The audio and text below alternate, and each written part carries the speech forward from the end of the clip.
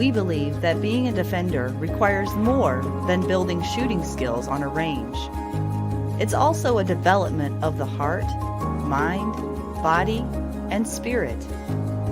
Join us as we explore what it truly means to be a defender in your training and in your everyday life. Welcome to Defenders Live.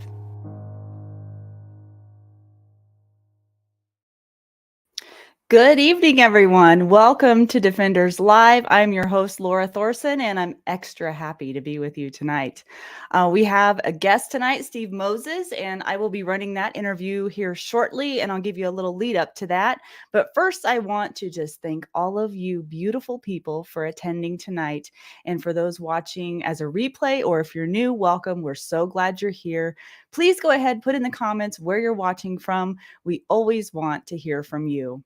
So tonight I'm going to be running that interview with Steve Moses, and we'll be talking about protecting yourself legally. And if you know Steve, it's kind of a given that that's what we'll be talking about. But we'll also have a couple of other sidebar topics, and that will be things such as managing unknown contacts, Steve's long and diverse career in firearms training as an instructor, and he'll be talking about something towards the end of the interview that I think you need to know about, you need to learn about. And he's very passionate about it, so stick around till the very end, and I will run that here in just a minute. Just as a sidebar, Adam Winch, the founder of Defenders USA, is not with me tonight. I am running again solo because Adam Winch is in Iowa tonight. He is on the road yet again, and tonight with the Iowa Firearms Coalition Educators Academy, along with Ed Monk and John McLaughlin. And they are out there helping to prepare lawfully armed teachers about how to better protect children in schools. So some really good work going on out there right now as we speak. And last weekend, he was up here in Montana doing a 3-day handgun, which just about wore me clear out. I'm still recuperating. I was just talking with my husband before the show, and I'm like, gosh, how am I still tired from that? But it was a long but wonderful 3 days. And speaking of that, on the third day, he did Fighting Handgun Concepts, which is his flagship class. I would recommend anybody to take that class. Of course, there are some prerequisites required, but we're going to be sharing some of the snippets of that class on my Defenders Live community channel on Locals, and I'll be telling you a little bit more about that later on. And then this weekend, Adam will be back in Salt Lake City, near Salt Lake, running that class, Fighting Handgun Concepts. And if you're interested in learning more about that or any other classes that Defenders USA offers, you can go to defenders-usa.com. So enough about that. But I had to shout out about that. Adam's doing really good work right now, and I know he is super tired, but it's good stuff. So let's see. I'll be running Steve Moses in just a minute, so be sure to stick around till the end and learn about some new happenings with Defenders Live, as well as what to expect for next week. And next week I've got, oh man, if you only knew what was in store for next week. All right, let's see if anybody's watching tonight. I see a few people have shouted out already from Michigan, and Lynn and Kathy from Michigan, Nancy from Montana. Hey, Nancy, thank you for watching. Someone from Washington is in the house tonight. Haven Defense Company. Hey, shout out to Brent and Marissa Hickman at Haven Defense Company. They've been with me since the very beginning. Some of my very, very best partners. And go to defenders-live.com to help support them. They are on our partners page. Scott from Fort Worth. Hey, Scott. Thank you for watching. And Liz from Idaho making it tonight. I'm so glad you're here watching as well. And Lisa is in the house tonight. Hey, Lisa, thank you for watching. Ooh, that's a good point, Catherine. We haven't done a win of the week in a while. I think we could probably squeeze that in tonight. If anybody has a win of the week that they want to share, I haven't prepared one, but I'm sure that I have many wins I could share with you. Just put in the comments the acronym win of the week, WOTW, so that I can identify that's what we're doing. And then I think after the interview, maybe we'll run some wins of the week. That'll give me more time to think about it. That's a great idea. And we've got Clint in the house from Houston. Hey, Clint, thank you for watching as well. So got a few others here. let me get started and just introduce Steve Moses. Now, this is a pre-recorded interview, so you'll see me here live. I'm here live. It's really me right now. But then I will post up the interview. We'll all watch it together, and then I'll come back to you at the end. Okay, so Steve Moses has been a defensive firearms and tactics instructor for nearly 30 years and provides customer support and content for the Firearms Trainers Association and for CCW Safe. He is the director of training in Palisade Training Group, LLC. He has an extensive martial arts background and holds a brown belt in Relson Gracie Jiu Jitsu. I hope I said that correctly. He is a Rangemaster Master firearms instructor and a Texas Department of Public Safety Level 4 personal protection instructor who also holds instructor certifications in, wait for it, red dot pistol fundamentals, empty hand knife defense, OC less lethal, small impact weapons, active shooter response, force on force, defensive shotgun, and other disciplines. Wow. Okay. We're going to talk about that in the interview too. And Steve is a retired deputy constable and former member of a multi-precinct special response team. So lots and lots of experience and insight from Steve. And let me see here if I can pull up the interview here. Stand by. I did not realize, Steve, because I don't know you very well. I met you through the Firearms. Now, let me make sure I get it right. Which part is plural? Firearms Trainers Association. That's it. Yes, because I'm a firearms trainer and I needed better insurance. And I heard through the grapevine that you were the go-to company for that, for what I needed. And I have experienced exceptional customer service, expedient processing, nothing but courteousness. And it's so appreciated because if you're training at multiple ranges and you're moving around a lot and you need something quickly a lot of the time, it's really, it's one less thing logistically that you have to really think about, getting that certificate of insurance to that range and checking that box along with all the others to try to get ready for a class. So it's very much appreciated. And so let's start there. Let's start with Firearms Trainers Association. What is it? And how did you get involved with it? Well, the Firearms Trainers Association is exactly that. It's an association. It's not an insurance company. And a lot of people believe that. It's no problem. No problem, because for the most part, entities like this didn't really exist before. And in a lot of instances, insurance companies are just not in a position to cover firearm trainers for all of the stuff that they teach, the disciplines. They consider that not really understanding what it is to be a very high risk entity to cover. And the founders of CCW Safe, Kyle Sweet, Mike Darter, and Stan Campbell were talking to Larry Vickers, and Larry Vickers was saying how great it would be if an association could come together that could meet the needs of these firearm trainers whom not only need insurance or liability coverage for just the benefit of themselves and their families, but in so many instances, these ranges and classrooms are now requiring that they be listed as an additional covered party on such a form or policy. So this was developed. Larry Vickers was the one that actually, brought the idea to Kyle Sweet.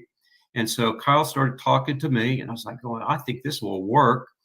They did form the Firearm Trainers Association. I was the number 2 member, and right after Larry Vickers.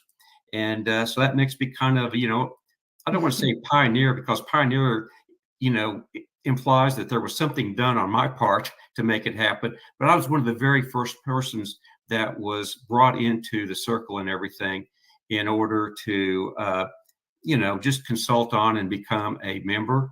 After, I think I started doing some stuff for them. I was retiring from my full-time job in the oil and gas industry in 2019. So I actually started doing some work for them in 2019. Started writing articles for use in their blog. One of the things they want to do is they want to put out some quality content for the benefit of firearm trainers, the members that is, and they wanted something more than, well, this is what I think. They wanted something of value. Is there something we can provide those members, new members with things maybe you weren't aware of, and maybe it'll get you up, running faster, as well as for more experienced members to trade information back and forth. Because one of the cool things about the firearm trainers community that I'm involved in is everybody's very supportive. And we don't really view ourselves as competing with each other. We often refer our own members, our own students, to take classes from other persons. And so it worked out pretty good for me. And then I think in early 2020, I retired right around Christmas of 2019. I became I'm probably the primary customer support representative, in that I deal with new customers that have any kind of issues, questions, or that need certificates of coverage. And being a longtime firearm trainer myself, I know how important it is to have everything put together, and a failure to have a certificate of coverage before you can start a class, in many instances, puts the member, the firearm trainer, in a position where that if they can't get this covered, they're going to have to, in some instances, cancel that class because the host range or host classroom won't let them, go ahead and conduct their class out there. Well, not only is that bad, but reputation-wise, it's very, very bad for firearm trainers. And I've had guys contact me on Saturday night needing a certificate for the next morning in a blind panic. And if I'm available, I'll get it done. As a matter of fact, I don't think we've ever failed to do exactly that. And Gary Eastridge, who is an employee of CCW Safe, also, Gary is one of the two persons that they send out when there is a shooting or a force-on-force event, where lethal force was, either threatened or used. He is one of the ones that goes out to the scene and contacts the CCW Safe member and does the analysis that he did as a homicide investigator. So Gary I consider him, he's my supervisor, and if I'm not available, Gary is. So between the two of us, we're in a position that we can pretty much meet our members' needs, pretty much on notice most of the time. Yeah, and that's rare, because this day and age, getting anything timely it's getting more and more rare. You can't even get your food at a restaurant in a timely manner this day and age, it seems like. I'll agree that. And, in this era of, the internet and cell phones and Amazon, when people need something or want something, they want it. A lot of them want it right now. And it's difficult for them to understand, well, why can't you just, do that for me? I'm going to give you money. And the reality of it is that just can't always happen. And that's true for us to a certain extent. There have been more than a few times when one or the other of us was racing back to a place where we had Wi-Fi, so we could do a certificate of coverage for a member on short notice and everything. So I can great imagine. organization. I work for great people. The guys at CCW Safe are just wonderful. All three of them are former police officers. Mike Darter worked for Oklahoma City Police Department, did some contract work for the ATF. Stan Campbell retired from the Oklahoma City Police Department. Kyle Sweet was a police officer. It's my dogs. He was a police officer for Enid Oklahoma Police Department, and then he went to law school. And then Kyle established Sweet Law Firm, where their specialty, they're kind of a boutique law firm. Well, they were litigation attorneys that defended insurance companies that had doctors and dentists and physician assistants as members when they were involved in lawsuits. The other thing that a lot of people don't know about CCW Safe, and CCW Safe is not where I'm firmly entrenched in, I'm not familiar with everything they do, is that Kyle's firm and some of the people associated with Kyle handle all of the use of force and shootings and other type incidents for some of the larger police law enforcement agencies up in Oklahoma. So these guys, in addition to defending their members at CCW Safe, they also are almost weekly involved in something like that. So basically, it's kind of like a professional football team versus someone that goes, well, I go out and play football from time to time. So I'm real happy to be associated with those guys. And these are the same guys that are the owners and operators of the Firearms Trainers Association. So okay, so that's the connection then. That is the connection. Don West is a general national counsel for CCW Safe. Don West was George Zimmerman's attorney during the Trayvon Martin trial. So he has tremendous, how should I say this? Defendant type, legal experience, representing these defendants. And Sean Vincent also is a jury consultant, worked on the George Zimmerman trial. And those gentlemen work together and do quite a bit for CCW Safe. Probably get them involved in the FTA if there was something that would, go to that degree. If there was something I'm not saying that very well. Basically, FTA, we're there to protect people and defend them in the event of a lawsuit or a claim. And we have insurance in place through a captive insurance to, fund a settlement or a judgment. But those people would probably be involved in that. Kyle would definitely be involved in that. So it's pretty, I feel pretty good about when I talk to people and I talk to them about the benefits of FTA. One of the things, Laura, I don't do is I don't do a compare and contrast with other companies that do similar things to the Firearms Trainers Association. I just, for one reason, it's a significant reason, is I don't want to say anything that could be possibly construed as being negative about another company when indeed that was not the fact. So I get asked that question a lot of times, but I do believe that we offer coverage that's pretty much unmatched by any of our, the others, I'm going to say, as opposed to saying competitors. So I'm a lucky dog. So this might not be an appropriate question then, but I'm curious about CCW Safe. So first, for those who don't know what that is, they've never heard of it, could you explain what that is? But then I do have a follow-up question after you do that. Well, CCW Safe is, again, it's an association of sort, not insurance company. It's legal liability coverage backed by insurance in the event of, a judgment or settlement, fine, something to that extent. What you're going to have there is, in the event that you require legal coverage, once the event's taken place that you were involved in, as soon as you can, contact CCW Safe. Your call will be forwarded to a CCW Safe member immediately. If they have to get up in the middle of the night and fly to California, that is what they'll do.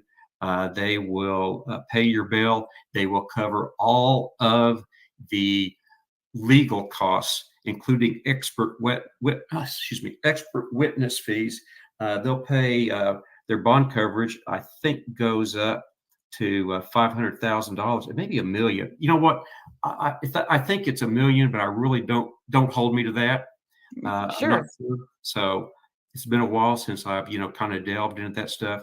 So basically, those are the guys that if something happens, that's going to be the legal firm, if you will. They're not really a firm, but the legal entity that you can contact that will handle your whatever's going on with you, from basically what they say soup to nuts. Okay. And I assume since you mentioned you didn't want to compare and contrast FTA, you don't probably want to with CCW Safe, or because I know Well, there was a CCW Safe controversy and there for a while. CCW Safe and FTA, for all practical purposes, they're owned by the same people. So FTA, all we do is our members are just Firearm Trainers Association. Mm-hmm. So basically, I'm in place in the event that there is a judgment or a claim against a member, that Mm-hmm. we will handle the legal side of that. And it's backed, like I said, by captive insurance, Mm-hmm. $1 million per incident, $2 million in the aggregate. When I said compare and contrast, I was talking about CCW Safe with others that provide similar Oh yeah, services.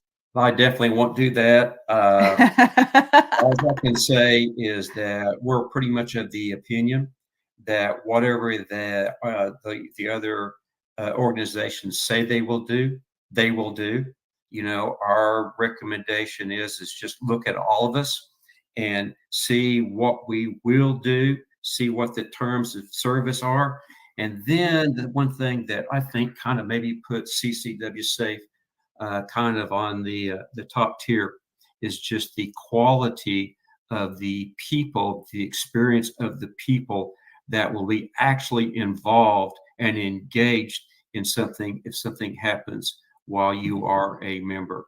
And of course, you know, we won't go and send one of our attorneys to defend you in your state, because more than likely, unless it's in Oklahoma, you know, where our people are admitted to the bar, they can't do that. However, this is where people like Don West and Kyle Sweet, they stay in, they'll actually secure the attorneys that the member could use. In some instances, if the member recommends somebody and wants to use them, we'll use them after we vet them. And by vetting them, we just simply need to make sure that they are someone that has a good reputation, and they also have experience in defending people, you know, in these kind of use of force incidents. Because the reality of it is, most attorneys don't actually spend a lot of time in actual trial when their client is charged. Most of that is pled down, or charges are dropped prior to the time that, you know, basically the trial starts. You're involved with FTA, CCW Safe, but then you've been the director of training at Palisade Training Group for how long? And then you have an extensive martial arts background. So you've got quite a bit of experience to bring to the table. Can you give us sort of a timeline and a lead up to this? Yes, ma'am. In 1980, I was in my mid 20s, and I was living in a one-bedroom apartment in Oklahoma City, and I'd just gotten married, and we received a notice from the manager of the apartment that there was someone breaking in to apartments at night. And I thought, well, I probably need to be prepared for that. And I grew up farming, ranching, had guns, you know, I had some experience with them. So I went to the local Gibson's. There's very few of those around. It was kind of like a big hardware store where you could buy firearms. And I bought a Ruger 6-inch 357 Magnum Security 6, loaded it, drove out to one of our farms, shot a tire rim to make sure that I could hit it, brought it back, loaded it, put it up in my closet. Again, this is a tiny little, maybe, you know, 700 square foot, one bedroom apartment. And the very next night, the burglar broke in at 3 a.m. in the morning. And I had a plan, and I had a gun. I executed. The gun was probably fine. My plan was very flawed. It's a wonder I didn't get myself killed. But I actually went into a completely darkened room and was able to catch the burglar. It was pure dark. It was very black. Didn't have a flashlight. Wasn't even close to a lamp. Stepped in front of a window, was backlit.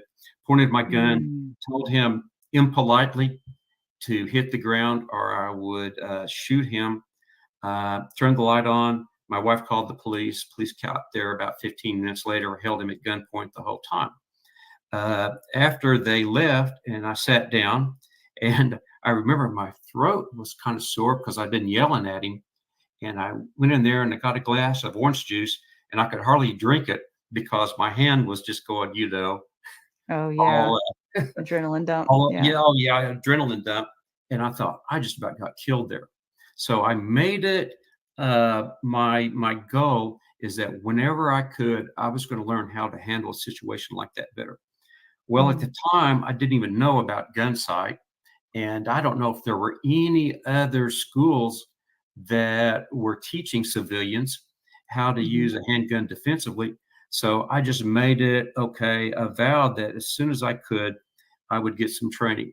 Well, I was transferred in 1988 to Dallas, and right about 1992, I found out about the Texas Pistol Academy in White Rock, Texas, that was ran by a former Special Forces soldier, Robert Duhan. And I said, I'm going to take that class. So purchased a 1911, which, everybody had to have a 1911 at that time. Purchased a 1911 and a cheap holster. Went out there, fell in love with it. Obviously he saw something in me, and so he asked me to start assisting. So I started assisting, and so for 2 classes, while he was doing his lesson plan, he did everything just from memory. He was just phenomenal instructor, extremely organized. I mean, knew how to write up a discipline, lesson plan. This is all stuff he'd learned while he was in the Special Forces. Not so much about all the, hunter-killer stuff in Special Forces, but how to train, the local people, native people. So I did that, and I wrote everything down. And there was a class coming up, and he got injured, and he had, I think it was his left thumb ripped off in a gate by a horse. And so he wanted to have the thumb reattached. It was still in his glove. So they took him to the Dallas hospital. I believe it was Presbyterian, and he was in ICU, and he said, "You're teaching the class." I'm like, okay. So he was out of operation. So the very next class he had, which was only in 1 week, was my very first time to teach a class. And I taught a class, and in that class, one of the students was named Alan McBee. And Alan was kept going, "Where's this Special Forces dude? What sort of deal is there?" But anyway, taught that class. The next weekend, I taught a 2-day shotgun class. And Alan continued to train. And then Robert came back, and I continued to be the primary on pistol classes for some time. And then we eventually, Robert decided to take his business a different direction. And all of us that were doing, instructing for him, well, we weren't doing it anymore. So Alan and I, by that time, had probably about 5 years of experience out there. So we just said, well, let's go start teaching. And that's where it started. And we started teaching. I taught my first class in 1994. And that same Alan McBee is one of my business partners today. So we've gone down this road much the same way. During that time, I was also, at that time, I was a black belt in Taekwondo, back when we actually hit each other pretty hard. And so I just kind of kept training, decided to go when I was 46. I decided to go into the police academy. So I went to the police academy at nights for about 10 months, met my present day wife while I was in the police academy, which, you know what, I'm so surprised that any woman would want to hang out with some 46-year-old dude that was in the police. Obviously, there's something wrong with him.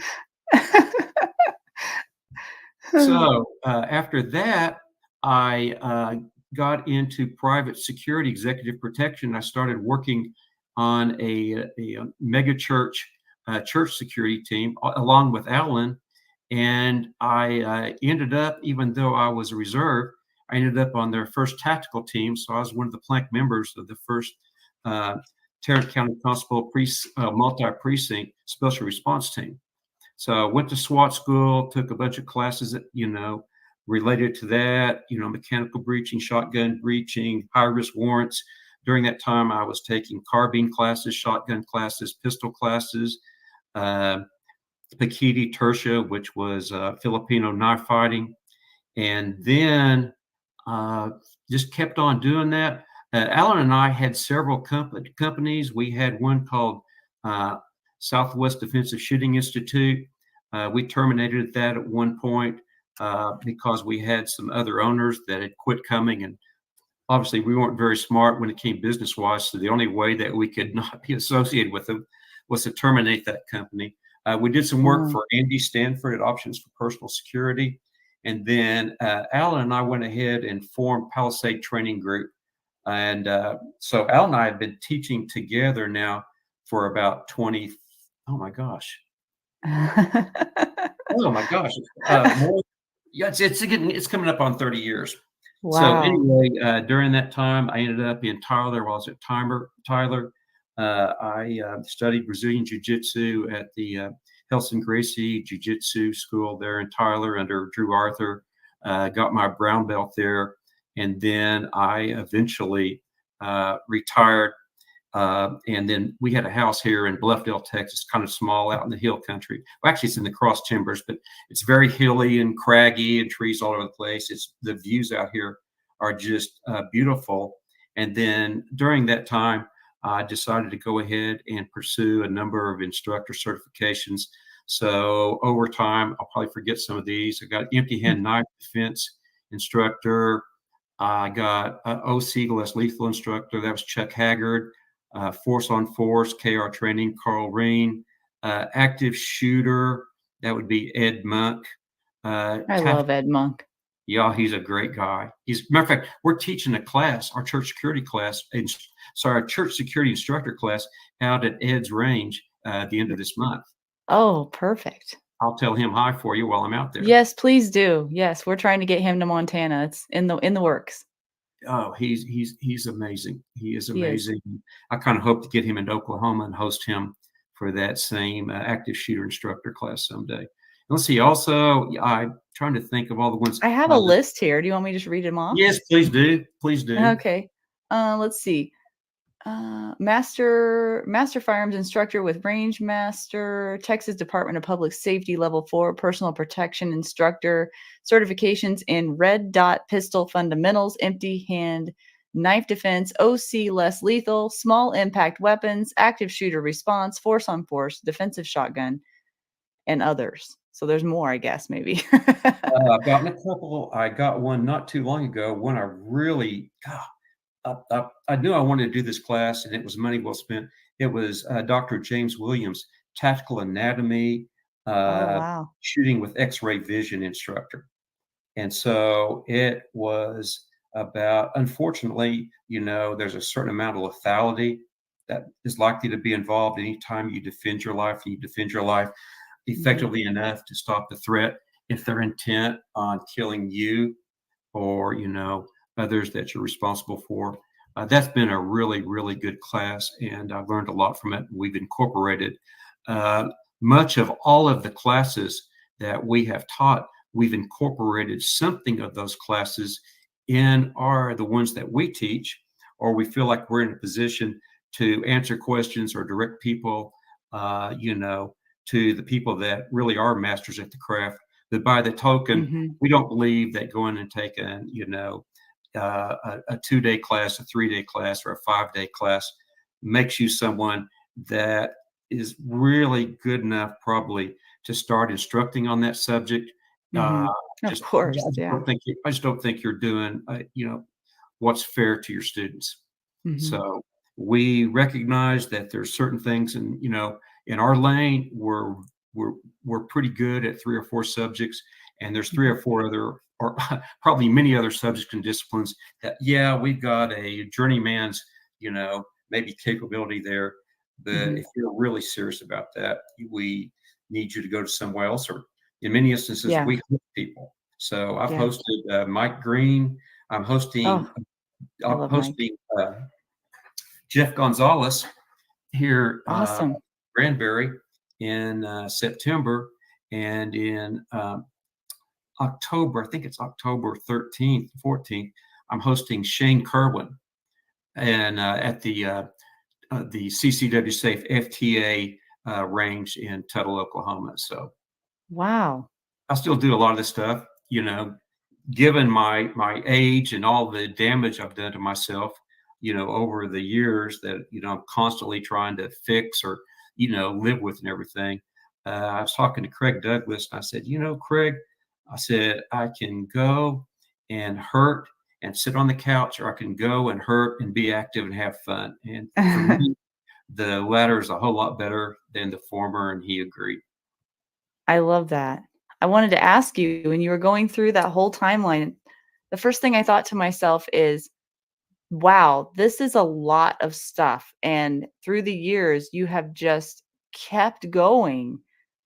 That is not like most people. Most people will find one thing and maybe try to go a certain level with that. And okay, I did the thing, right? Check the box.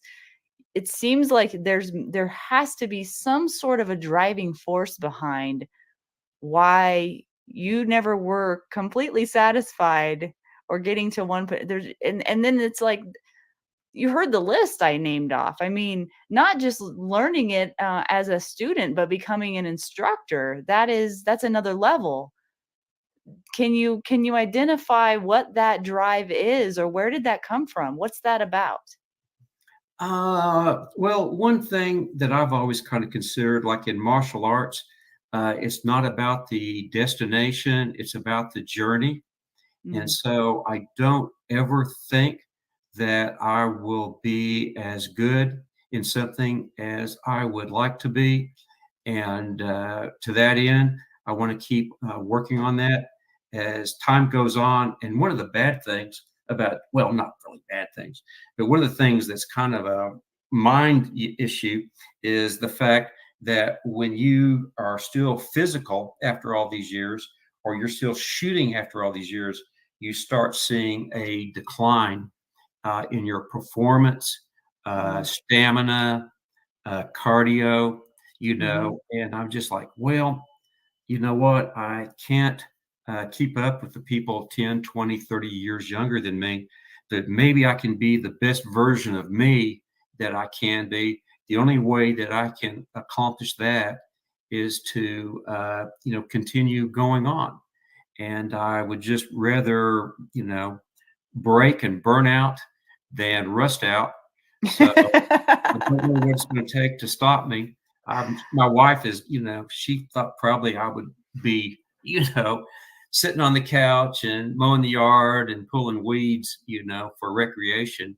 Now, Yeah. instead, I'm trying to find ways of becoming a better red dot shooter, or ways that I can work my Brazilian Jiu Jitsu so that I can teach others that also kind of have some, some infirmities. I've had quite a few injuries.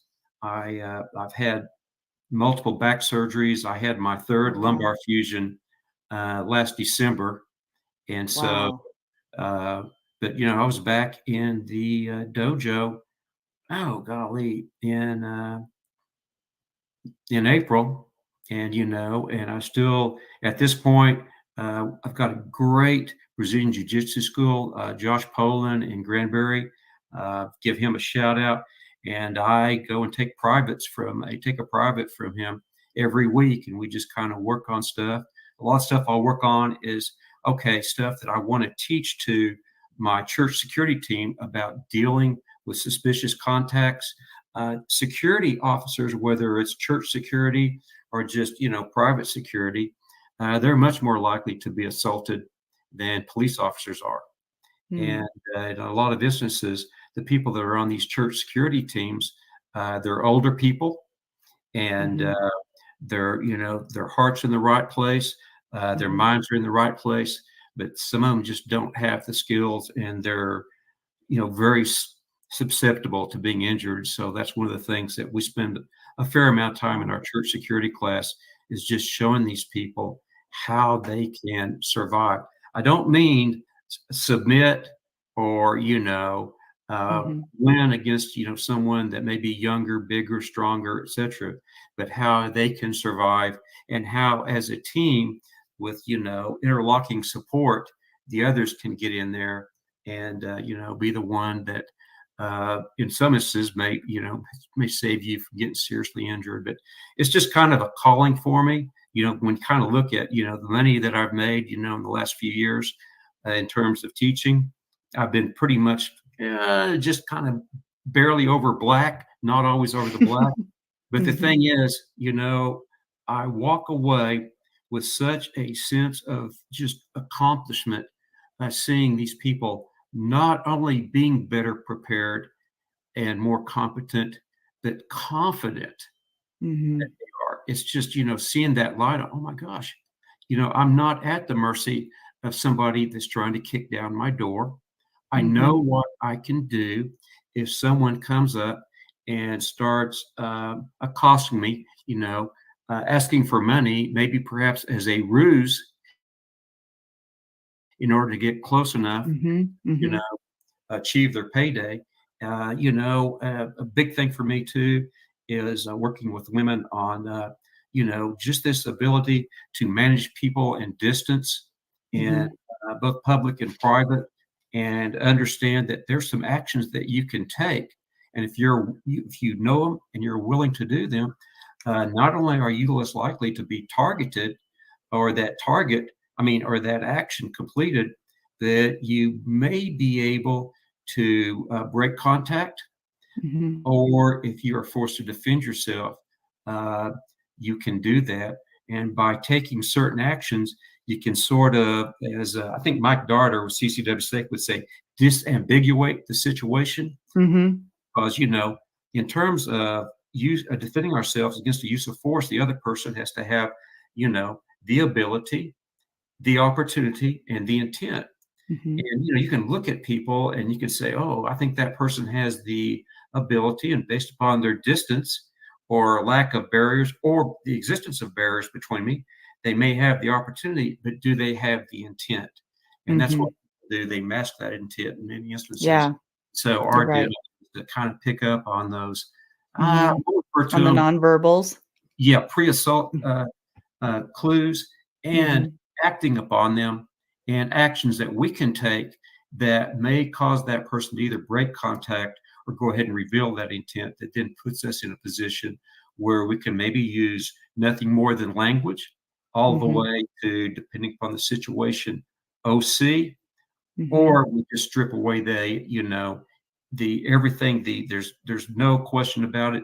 A reasonable person, a jury of our peers would agree that person has intent to harm me, kill me, or commit a forcible felony like sexual assault or kidnapping. Do you find that, some people call it verbal jujitsu, but just being able to manage unknown contacts, do you find that it's a bit harder to train women than men in that regard? Only because I've found, at least, women have a tendency to always want to be nice, and they don't ever want to, not all, I'm not putting everyone in the box, right? But it seems to me that there's a tendency, when I've worked in these kinds of situations before and seen in classes where, we're using verbal commands, women have a really hard time verbalizing, it seems like. And I just was curious if you'd found the same thing. You know what? Not so much. Not so much with the many of the students. I don't know if maybe it kind of came with that initial, the way that we talked about it, and we emphasized the importance of having a script and sticking to the script. And once you're done with the script, then it's time, in my opinion, to just shut up and be prepared to act. Let the other person know that you're acting. And so, of course, and this is actually true for the guys too, though, is when they start off, we just say, hey, you just need to have something relatively simple, such as, I can't help you, or do you mind staying back? And if you'll do that as a request and you start out nice, hey, sorry, I can't help you, or do you mind staying back? And you start creating distance and you start moving and they pressure, and then say, we got to ratchet that thing up like you're talking to your kids. You need to stay back. Keep moving, they keep going, and then it's time to let her rip. Stay back. And that's the one that I use the most. A lot of people say, they say, I like to say stay back, because most kids have heard that. I mean, most men have heard that as a kid. They don't take offense to it. If you tell them, get out of here, they may take that as a direct command, but I mean, they've been told stay back their whole life by someone. And then if they continue, then you need to have an appropriate response.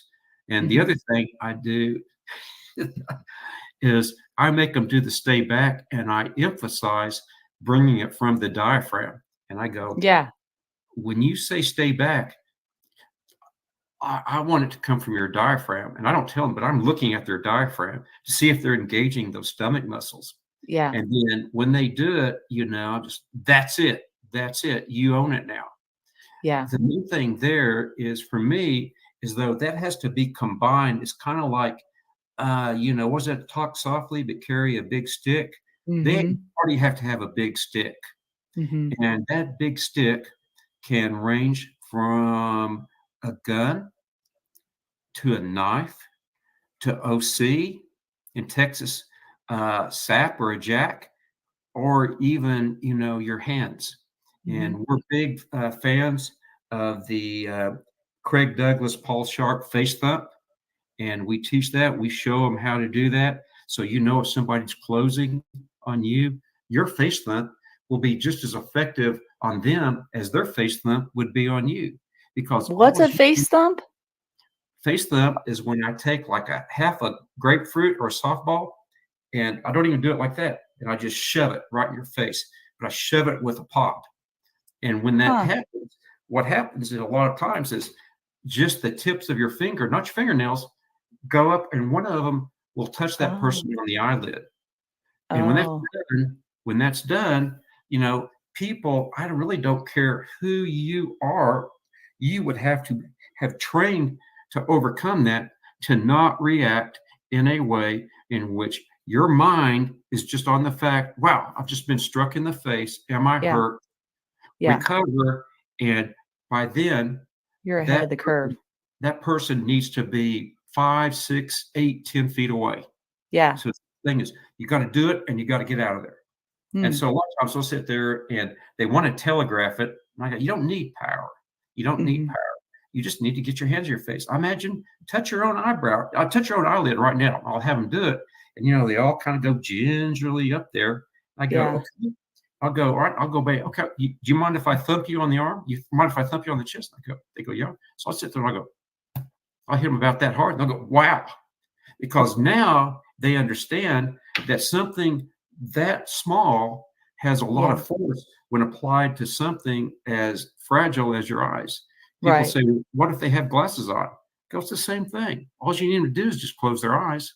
Matter of fact, if I ever get when I got face thumped, even with protective glasses, it hurts and I know it's coming.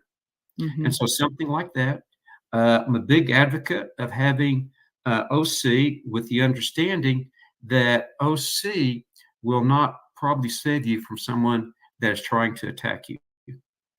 OC stops them, or no, I shouldn't say that. OC will cause them to involuntarily close their eyes if you use it before they launch that attack. And a lot of times that's going to be the guy that's doing the trash talking. He's getting closer and closer, or that person that just, you told them to stay back and they just keep coming up.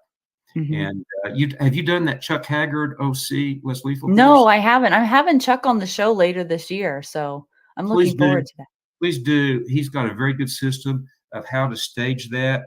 So, we teach our people, keep it on your right side, keep it on your strong side. So when you see something happening, you just go ahead, you get your hand on it, It's got a little pop top thing for safety. Get your thumb under there and move one hand up and move the other hand. I don't know if you can see it from here. Yeah, I know what you're doing.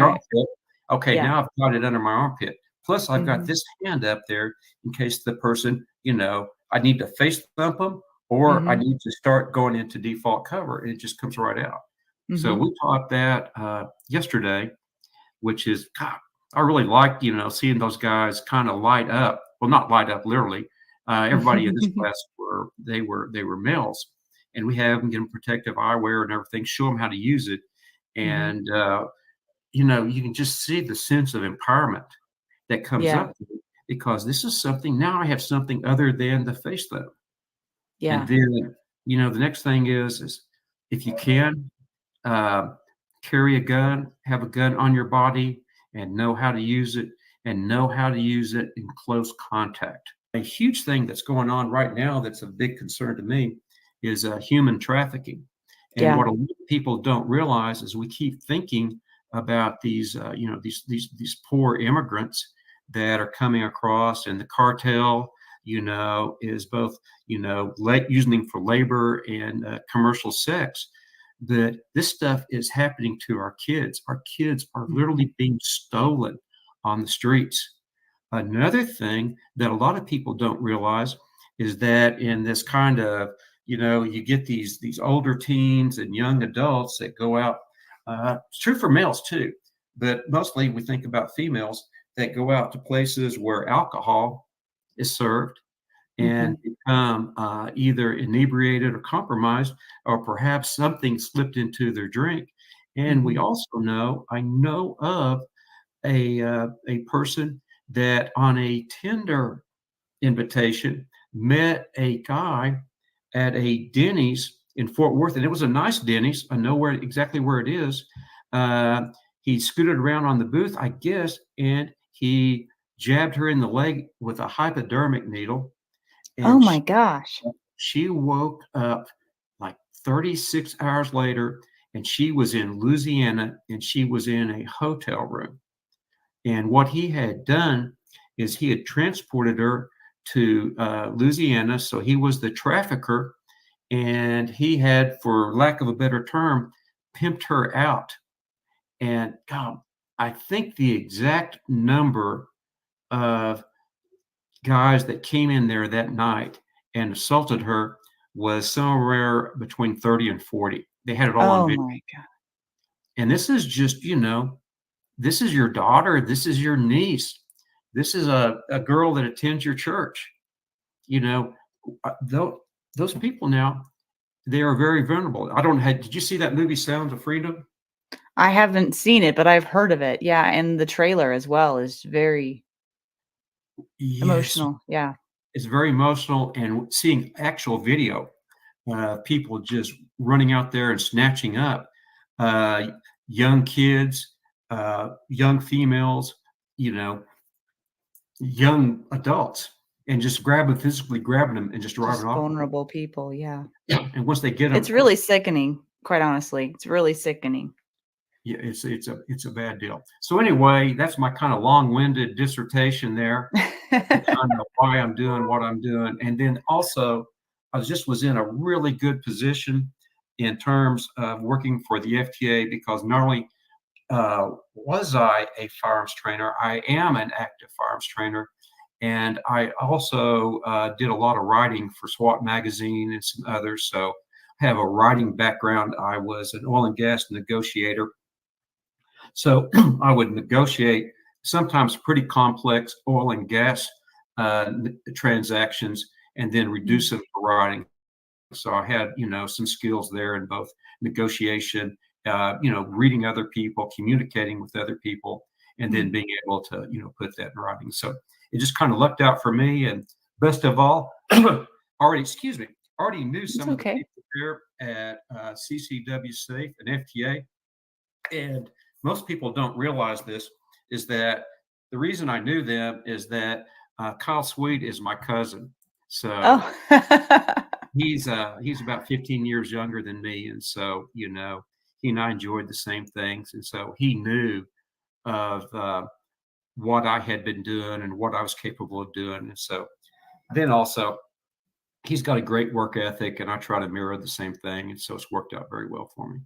And my wife Oh, works for Cross Timbers Family Services, and Cross Timbers Family Services ministers to victims of sexual assault, domestic violence, wow. and sex trafficking.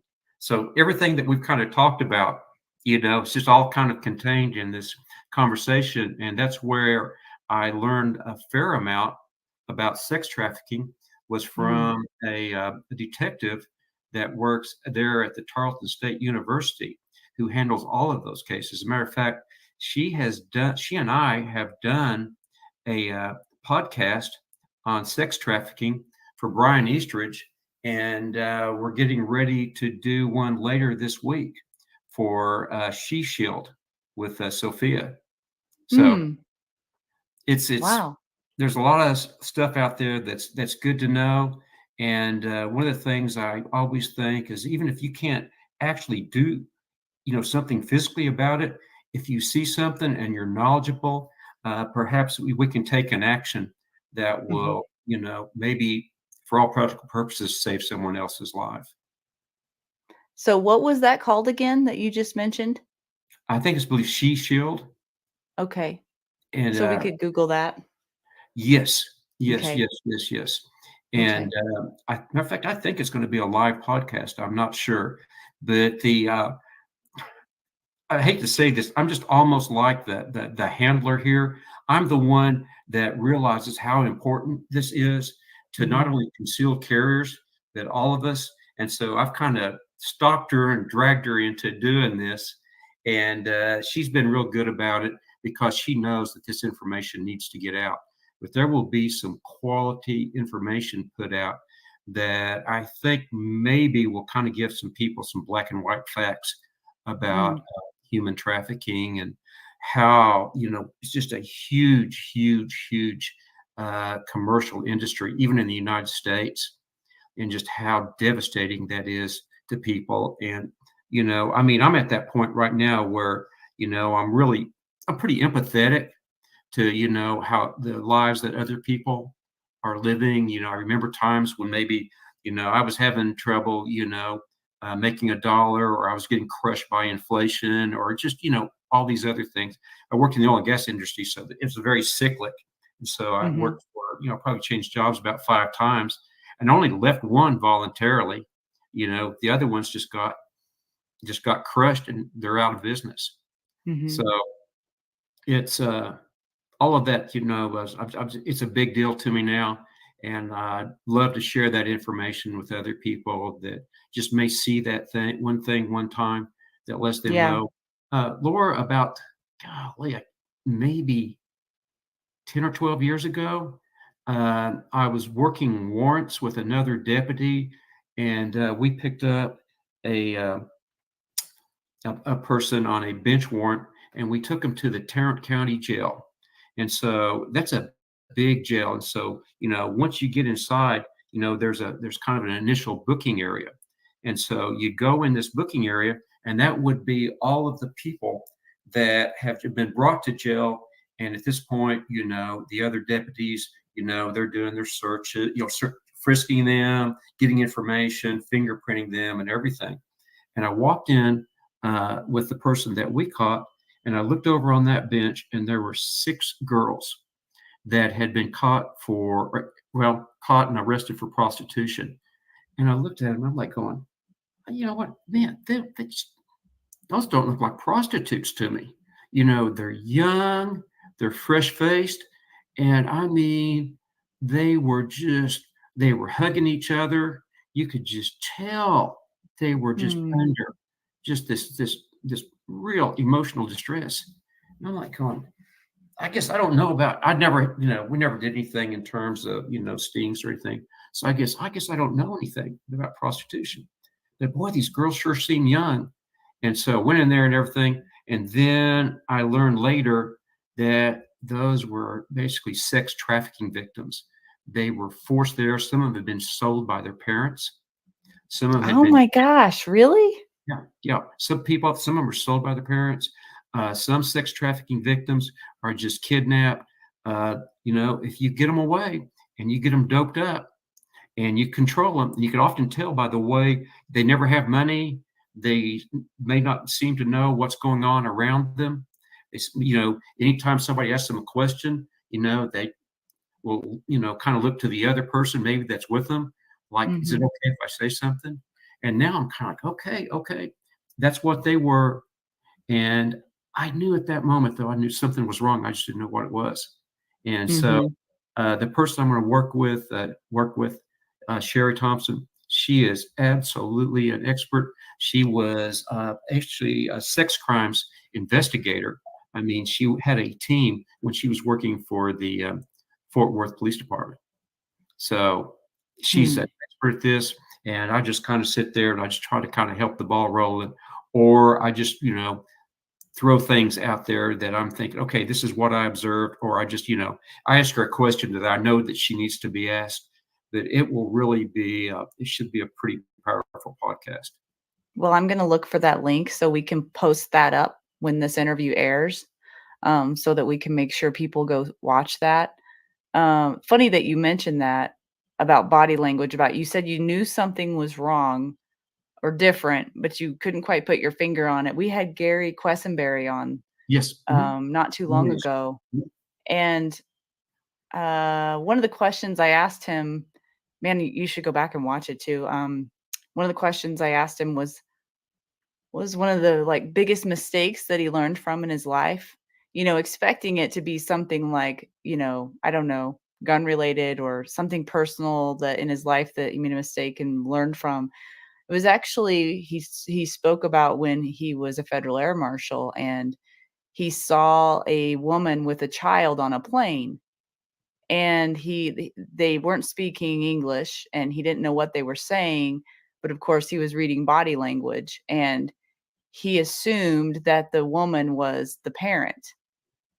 But something deep down inside of him felt like something was off and he didn't quite know what it was. And he kept kind of justifying it and telling himself, well,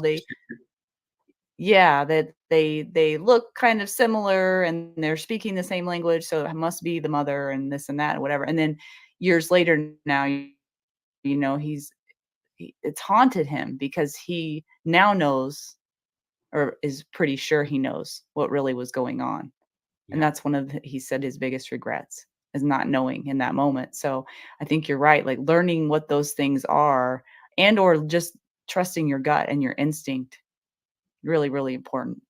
Yeah, it really is. And a lot of those people now are being moved by commercial aircraft as opposed by, Really? Yes, because they, it's easier for them to get caught when they're using automobiles or vans or something like that. And a lot of times, if you're like at a truck stop and you see, some young girls that are hanging around, maybe some trucks over there, a lot of instances, that's forced prostitution, which basically it's just sex trafficking. Isn't it something? What kind of world are we living in, Steve? Well, I guess you'd say we are living in interesting times. For so many years, I was aware of what gone on with World War II, World War I, just really big changes in history. And I thought, well, you know what? I may get through this lifetime without experiencing that. And I've completely changed my opinion on that. And I'm very much of the opinion that what's going on right now may be talked about centuries from now in terms of what's going on in the United States and, how weak the United States has become and, how divided the country is and how much of that division is just, caused by other people probably to, benefit only them and their peers. And it's a sad time. And the casualties of this war many times are our children. I mean, I think some would consider what's going on right now to be a war in some sense. And so it's really sad that there are very innocent lives that are being affected in this way. And it's a very helpless feeling sometimes because we don't know what to do about it. And so maybe that podcast will help. Oh, I hope so. I hope so. She's very good at this, very, very knowledgeable, and just a great person. Yeah. I've developed a friendship with her, and just I thank the stars, that I met her, and I actually met her at a Cross Timbers luncheon on human trafficking, in which she was a member of the panel, and she was, she was presenting that information, and I was like, oh, okay, I think this will be interesting. Then all of a sudden, I like start thinking about my granddaughters and how vulnerable they could be. And it never occurred to me that they would ever be at risk.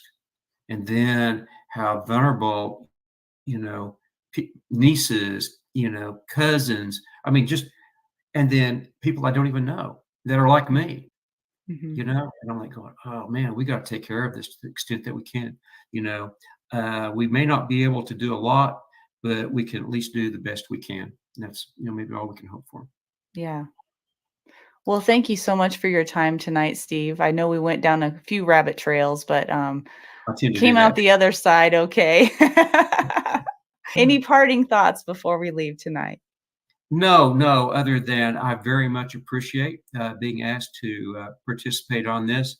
I kind of have a little bit of imposter syndrome, and I'm always like, well, what do I have to offer? So I just kind of, do the best I can. And I just sometimes hope that maybe there's one thing that I've learned over my kind of convoluted, journey that might be of value to others.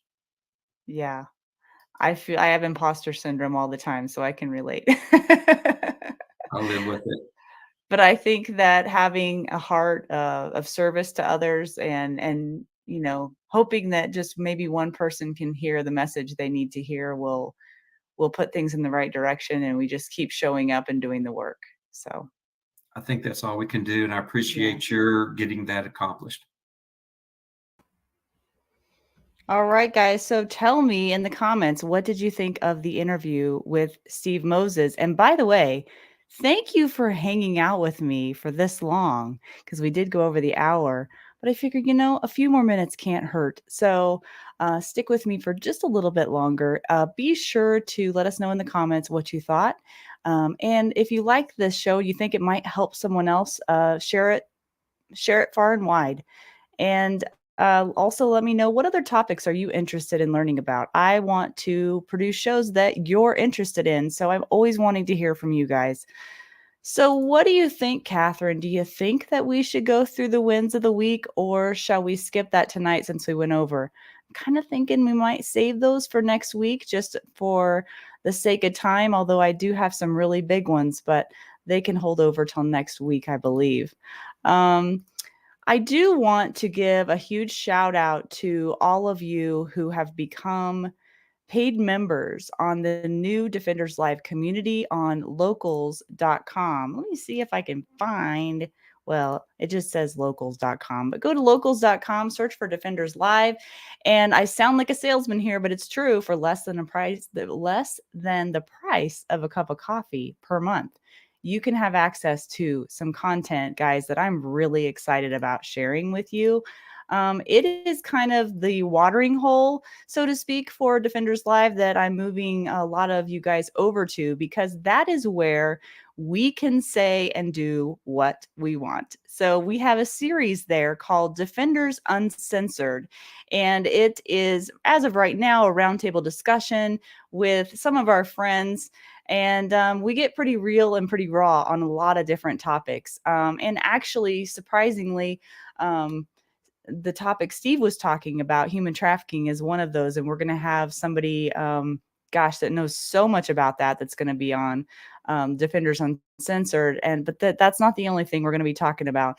If you're interested in checking it out, episode 1 of Defenders Uncensored has already been posted on the members only group at locals.com, and episode 2 will be coming out this week. So if you're already a member, you will be receiving an email notifying you about that. And in the past, we've had, I don't know if you guys know, JT Grover from RevTech Firearm Instruction in Nebraska. if you know him, you know that he does not hold anything back. So he's been on some of our roundtable discussions, as well as Mr. Seth Williams. And of course, Adam Winch, the founder of Defenders USA. And we've had some other guests on too that are definitely not afraid to speak their mind on very interesting topics and perspectives, including current events, spiritual and physical fitness, and literally anything that we feel like is relevant in our world today. We are living in some unique times, guys, some very unique times. And we just want a place where we are not getting censored by YouTube, honestly. So speaking of real and raw, Adam will also be interviewing me on the Locals channel, and that video will be coming up soon as well. And I will be sharing some of my story, and it's going to require me to be pretty brave and lead the way in that regard. It's going to require bravery and vulnerability on my part in order to do that. I've learned that I really enjoy interviewing people, but I don't like being interviewed very much. So I am going to have to step up and do that and be brave. And I've got a couple other people that are in the pipeline that one I'm working on, the other one I think is going to do it and share their stories as well, all for the purpose of helping you. That is what we're here for. So come join the Defenders Live community at locals.com, and you'll get lots of behind the curtain conversations going on that we would never, ever post on YouTube. And lastly, tonight, next week. Okay. So, I'm doing these interviews pre-recorded, but I'm showing them live to you. So I actually know what is going to happen next week, which is kind of fun. And so next week we are going to have Jacob Paulson on. He's the president of concealedcarry.com. He is an entrepreneur and he is brilliant about business and marketing, specifically internet marketing. We got into a really, a really meaty conversation, I guess you could say, about business and marketing. And it went in some directions I didn't expect, but you don't have to be a business owner to get a lot of value out of what he is going to be bringing you next week. I cannot wait to show you. And I hope you'll stick around next week and check that out. So sorry, Catherine, but we're going to wait on the wins of the week for next week. Save your wins of the week. We'll do them next week during the Jacob Paulson interview. I can't wait to be with you again next week, Wednesday, 7 p.m. Mountain Time. I'll see you then, beautiful people. Until then, take care.